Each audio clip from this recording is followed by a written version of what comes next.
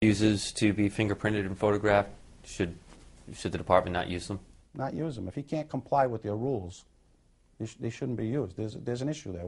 What's the issue? Does it speak to possibly security concerns of information within the department? Absolutely, especially if you start to work some of these, bigger cases. You're getting involved with the FBI, Providence Police, the Joint Terrorist Task Force. Absolute, security issues, and it should be documented. And if you're putting somebody, you're charging somebody, and their liberty's at stake, the defense should have the documentation, be able to research, to cross-examine that person that was involved, providing the information to the police. Let's kind of dovetail off of that a little bit. Talk about the need for a permanent CI coordinator. Many agencies have them. DEA specifically has them. A permanent CI coordinator, that's his whole job.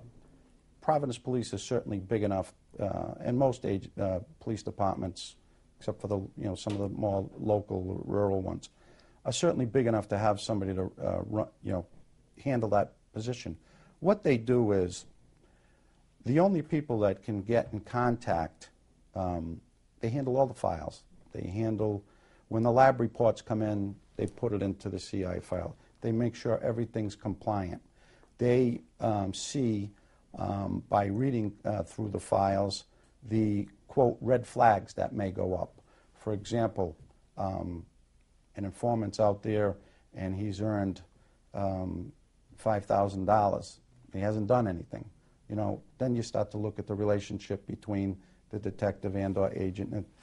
However, it also behooves the police department and the judicial system, because when a defense attorney requests it in discovery, it's there, everything's listed, it's accounted for, it's documented, and it's a reporting and accountability. You talk about informants and wearing a wire. The policy says that if at all possible, they should wear a wire, a hidden camera. How do you feel about that? With the technology now and the cost of technology being so low, there's absolutely no reason that every single meet with an informant and/or an alleged criminal investigation, telephone call, personal meet, what have you, should not be recorded and/or videotaped, unless he's meeting him in the steam room at the local gym. After reviewing the policies and procedures, you talked about that there could be some backdoors. Are there any other backdoors that we haven't discussed here that you found in your review? Well, one of the big issues also with informants that defense attorneys want to know is the financial relationships. One of the backdoors I found here is there's no separation of accounting for even the city of Providence on how and when they're getting paid. For example, they have it all melded together as operational funds. It should be purchase of evidence, purchase of information, and operational funds severed. Then you can tell how much the informant is specifically getting paid, how much the informant is using to purchase evidence, whether it's drugs, guns, you name it. And then operational costs. It should all be separate.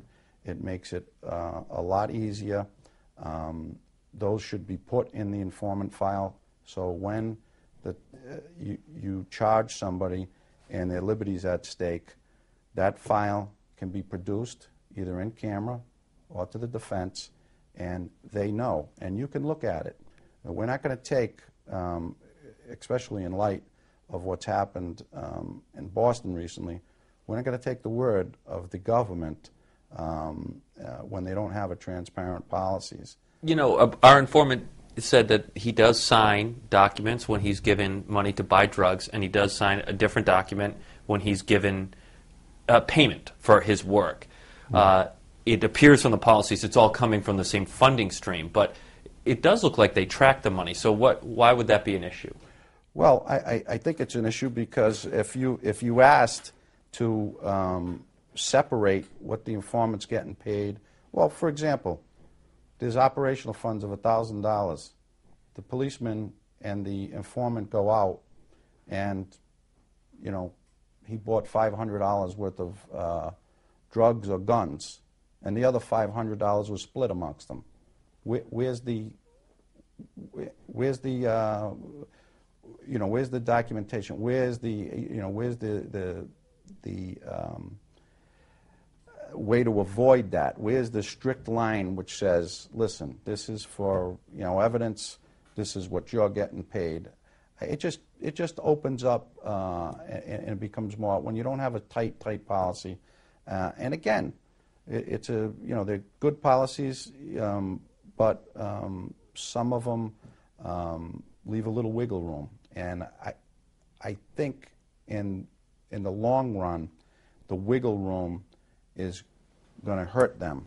These policies are made to protect both the police, the informant, and the person who gets charged. Okay, their liberty's at stake. If everything is done right, justice is done.